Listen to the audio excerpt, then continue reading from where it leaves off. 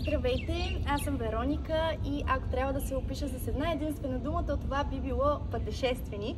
Обожавам да пътувам, като една от най-специалните за мен дестинации винаги ще си остане Индия. Пътуванията ми до там се равняват на около 2 години от живота ми и това всъщност е и мястото, където задълбочих йога познанията си на професионално ниво. И така именно чрез йога, любимо пътуване пък ми стана това навътре към същността на душата. Едно от най-силните ми оръжия по време на това пътешествие е ин-йогата.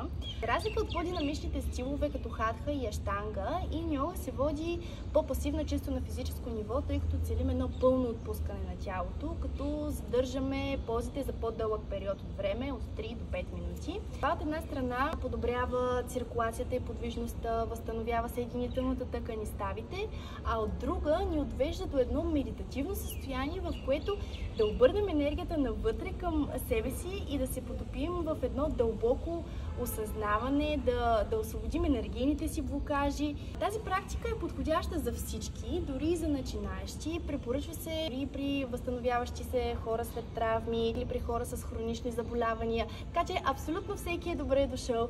Очаквам ви в Soul Gym, където заедно да освободим всякакво напрежение, което сме натрупали през деня и просто да завършим деня с усмивка. Пожелавам ви страхотен ден! Намасте!